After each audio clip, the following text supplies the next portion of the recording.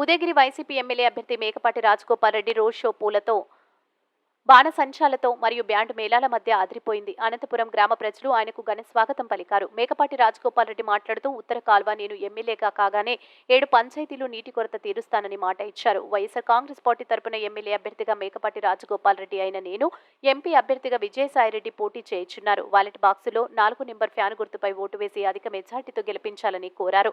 నెల్లూరు జిల్లాలో ప్రజల అవసరాలకు అనుగుణంగా సీఎం జగన్మోహన్ రెడ్డి నెల్లూరు జిల్లా వరకు ప్రత్యేకంగా మేనిఫెస్టో రెడీ చేసి ఉన్నారని తెలిపారు. జిల్లాలోని 7 నియోజకవర్గాలు ప్రజలందరికీ ఇది ఒక శుభవార్తగా చెప్పుకోవాలని రోడ్ షో ఇంత విజయవంతం చేసినందుకు కార్యకర్తలకు, నాయకులకు, ప్రజలందరికీ ధన్యవాదాలు తెలిపారు.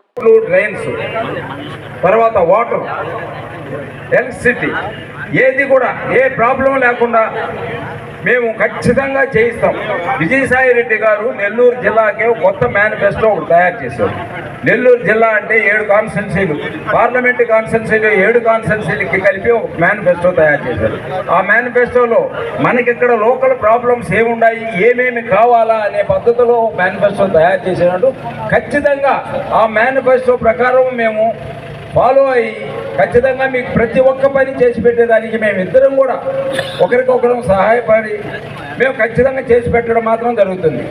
ఈ సోమశిల నార్త్ కెనాల్ అది దానికి కావాల్సిన ఏమైనా బ్రిడ్జెస్ కానీ, కెనాల్ కటింగ్ కానీ ఏమి కావాలన్నా కూడా మళ్ళీ మేము ఈ లోపలనే ఎలక్షన్ అయిపోయిన తర్వాత ఫస్ట్ నెలలో, సెకండ్ నెల లోపలనే సర్వే చేయించి ఏమి కావాలనో అవి ఖచ్చితంగా చేయించి పెడతాం.